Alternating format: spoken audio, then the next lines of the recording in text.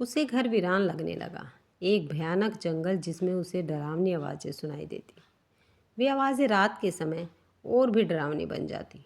वह चीखती हुई नींद में से उठ बैठती, कांपते हुए हाथों से दिया जलाती और भौचक्की सी बनी सोचने लगती कि वह जंगल कहाँ गया और जानवरों की वे भयानक आवाज़ें कहाँ गई जो अभी अभी सुनाई दे रही थी। उसे पहली नज़र देखने पर हैरानी होती थी। सुंदर स्त्री थी। वह लगभग 35 की उम्र थी और कमज़ोर शरीर था। वस्त्रों में ऐसी सफाई और सलीका की राह चलता व्यक्ति देखकर सोचने से न रहता कि अच्छी भली है, कोई काम क्यों नहीं करती, मांग क्यों रही है। उस पुल पर अन्य भिखारिनों को पैसे दे जाते, पर उसे शायद ही कोई पैसा देता। वह सुबह से शाम तक वहाँ बैठी रहती।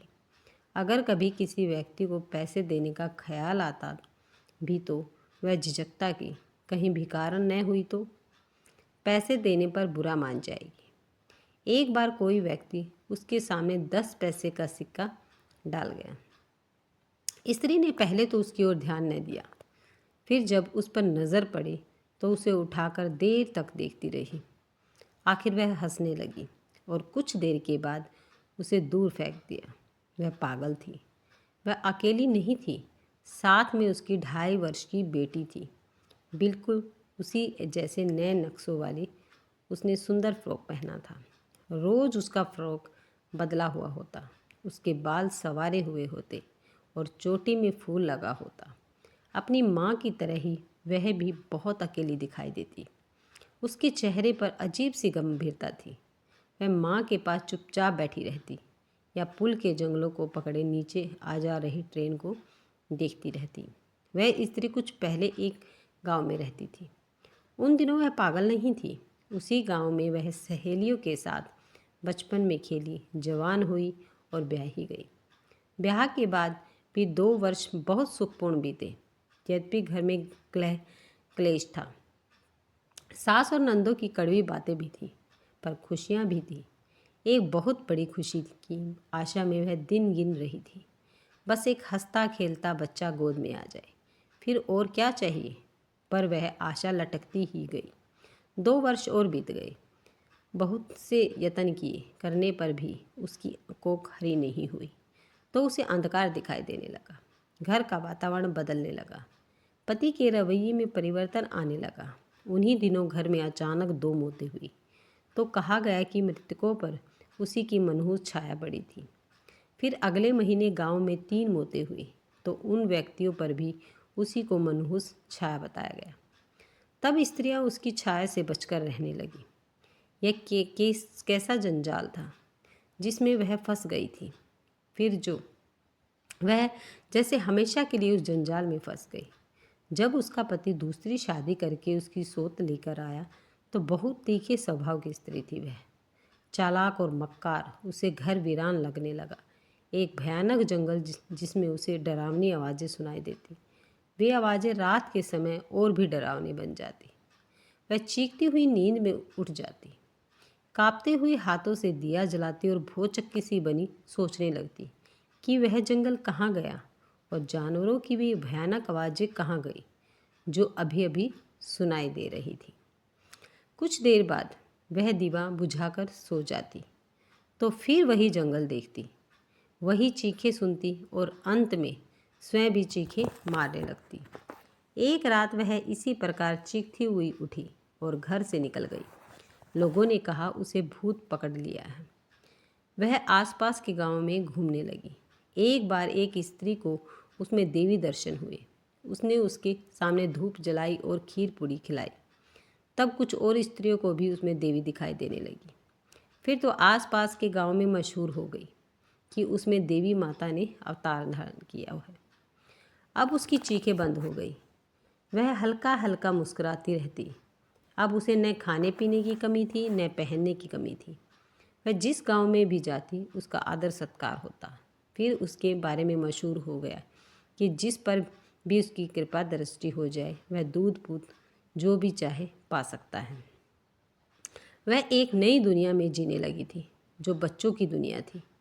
अपनी कल्पना में वह उन बच्चों से बातें करती, उन्हें खिलाती और लोरियां गाकर सुलाती।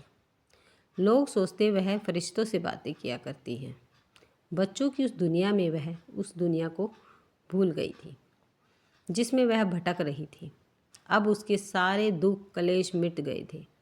उस दुनिया में न जहरीली सोच थी, न विमुख पति था, न भयानक जंगल जैसा घर था। 3 वर्ष तक वह इसी हालत में गांव में घूमती रही।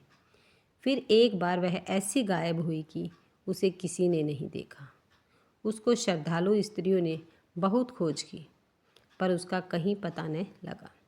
उन दिनों उसे अपने अंदर एक बच्चा साकार हो रहा महसूस हुआ था और उसे डर था कि उसे कोई छीन न ले। सो वह उन गांवों से दूर चली गई थी। कुछ ही महीनों में उसकी कोख भर गई थी। वह अपने बड़े हुए पेट पर हाथ फेरती और मुस्कुराती। आखिर उसने एक बेटी को जन्म दिया।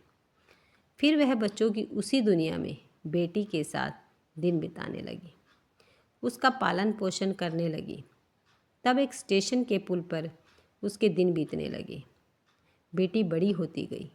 उसके संसार में माँ के अतिरिक्त रेलगाड़ियाँ थीं, इंजनों की चीखें थीं, उलझी हुई रेलें थीं और लाल हरी पीली बत्तियाँ थीं।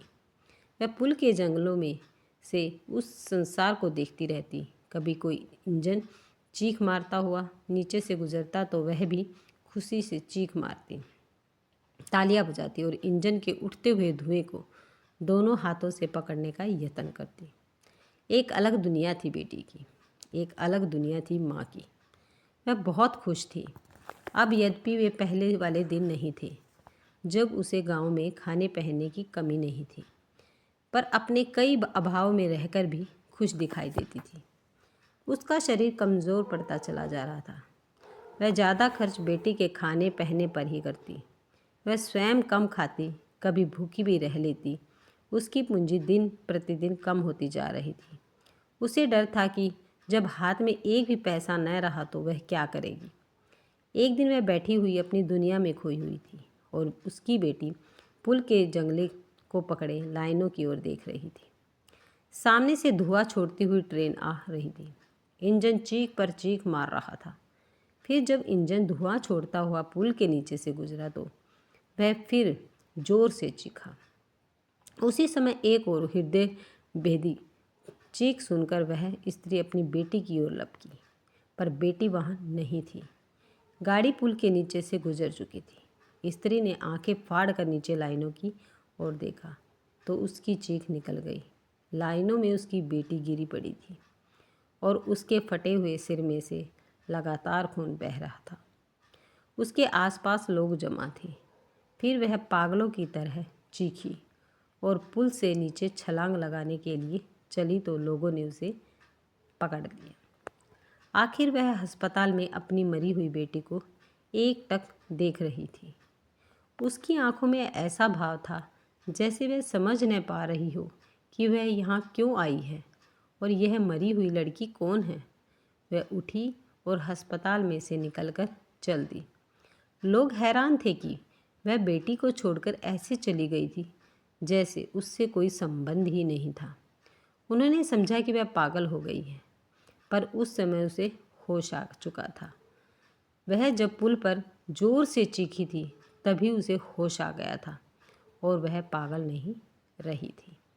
अब वह अपने पति के घर जा रही थी और सोच रही थी कि पता नहीं मैं घर से क्या चीज़ लेने निकली थी। काफ़ी देर हो गई है, अब वापस चलना चाहिए। उसके कदम और तेज हो गए। अगर आपको ये वीडियो पसंद आए तो वीडियो को लाइक, शेयर, सब्सक्राइब करना ना भूलें।